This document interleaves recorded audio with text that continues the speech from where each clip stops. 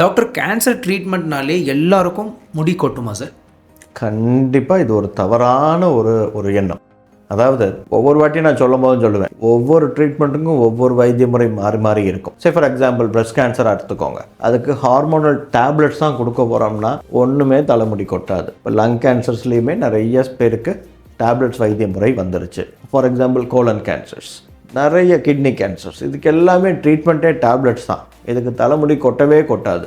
Chemotherapy அப்படிங்கிற treatment ஒரு சில கேன்சர்ஸுக்கும் ஒரு சில சப்டைப் தான் கொடுக்க போகிறோம். அதுலேயுமே ஒரு சில இன்ஜெக்ஷனுக்கு சைட் எஃபெக்ட்ஸ் ஒன்றுமே இருக்காது, தலைமுடி கொட்டுற மாதிரி இருக்காது. ஒரு சில இன்ஜெக்ஷன்ஸுக்கு ஃபஸ்ட்டு டோஸ்லேயே தலைமுடி கொட்டும். ஆனால் முக்கியமாக நமக்கு என்ன தேவை? கேன்சர் இல்லாத வாழ்வு.